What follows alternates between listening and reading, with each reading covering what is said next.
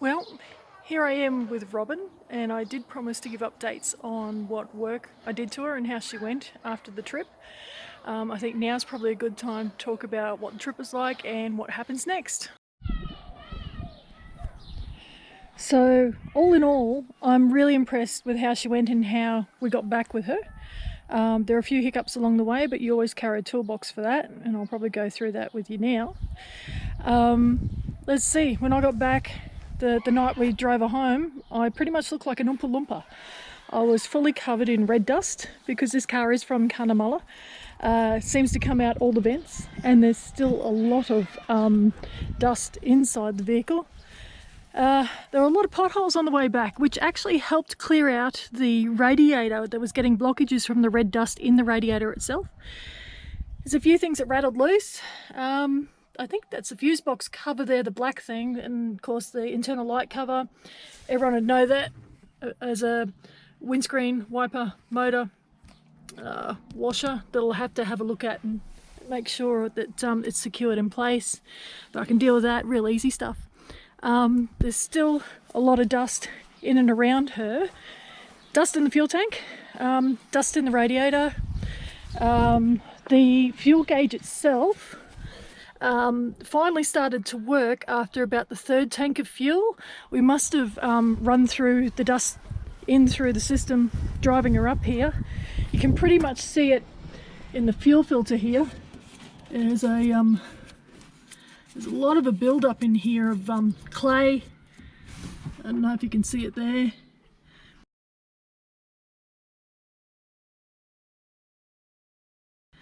So I've got a few parts that I'll put in her to get her running again. And of course, if you're going to go put in a replacement fuel filter, you're going to have to put a Cooper one in, aren't you? Now, the radiator itself, we had an incident where we were coming down off the highway into Goulburn, first corner braking and turning left. And it was at that point we realised that this radiator actually has the ability to have a overflow bottle, except it didn't have the overflow bottle. So all the steam and all the coolant came out here. And if I show you inside, I don't know if you can see down in there. I want to try and get a torch in there, but there's mud caked in around the fins and up through the vents. So thanks to Nadine Jensen and her beautiful race car Missy, I have a replacement radiator that I'm getting reconditioned at the moment, and I also have to get the heater box done to register here in Queensland, and I've got one of those that's also getting reconditioned at the moment as well.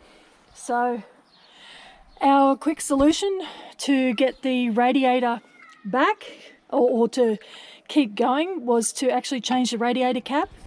Now, a standard radiator cap looks like this, and that's what you got on your overflow radiators.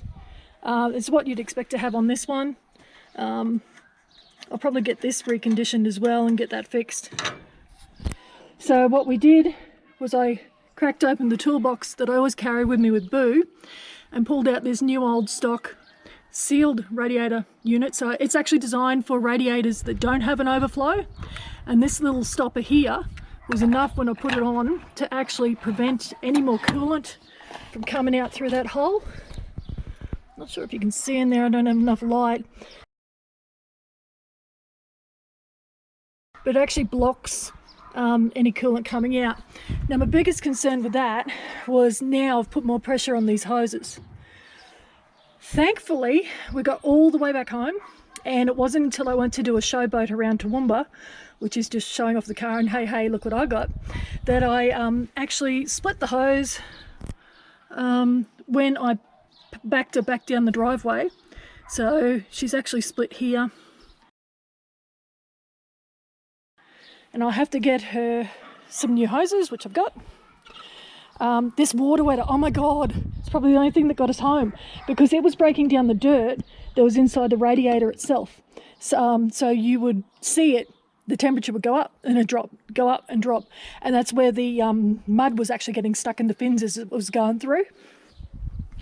When she's actually running, there's a bit of a leak at the back here and a hiss in through the gasket in here.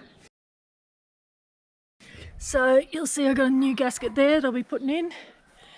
And And the belt, I can see a bit of a nick down here, so I'll replace that while we've got everything out.